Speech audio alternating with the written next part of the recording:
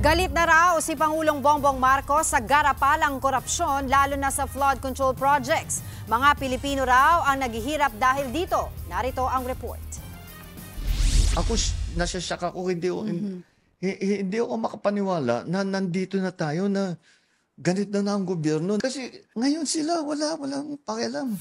Ganyan kadismayado si Pangulong Bongbong Marcos pagdating sa korupsyon sa infrastructure projects tulad ng mga proyekto sa flood control.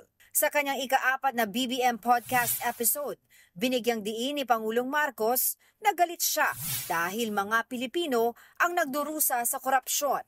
I'm not disheartened, I'm not disappointed. I get very, very angry. Mabuti mga kumasamang tao yan.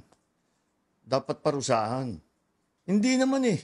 Walang ginawa yan kundi magtrabaho, kundi mahalin ang pamilya.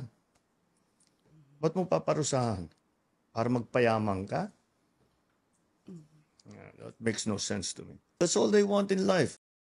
Kukunin nyo pa sa kanila yon para bumili ng Rolls Royce. Dagdag pa ng Pangulo, naging bahagi na ng sistema ng walian. Kaya kailangan na raw alamin ang ugat nito para matigil na. If it requires legislation, if it requires restructuring the government, lahat yan kailangan natin gawin. Ibinahagi rin ni Pangulong Marcos na mahigit 12,000 reports na ang natanggap nila sa sumbong sa Pangulo website. Hindi lang daw sa flood control projects, pati raw sa ibang proyekto ng infrastruktura. Sa mga susunod na araw, ilalabas na raw ng pamahalaan ang mga miyembro ng Independent Commission na mag-iiga sa maanumalyang flood control projects. Wala raw sa mga ito ang manggagaling sa gobyerno. Pero sabi ni Pangulong Marcos, kailangan mayroong abogado o isang justice.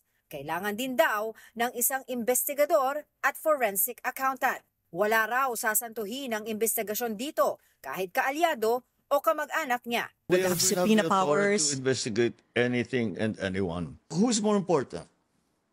Your friend?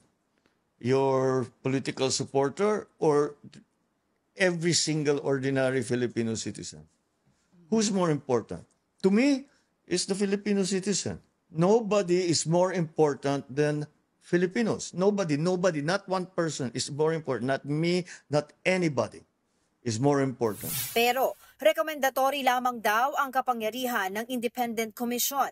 Ang kanilang rekomendasyon ay maaring isumite sa Department of Justice o sa Ombudsman para sa paghahain ng kaso. Sa kabila ng mga issue sa flood control projects at iba pang kinakaharap na kontrobersya ng kanyang administrasyon, hindi raw nagsisisi si Pangulong Marcos na maging presidente.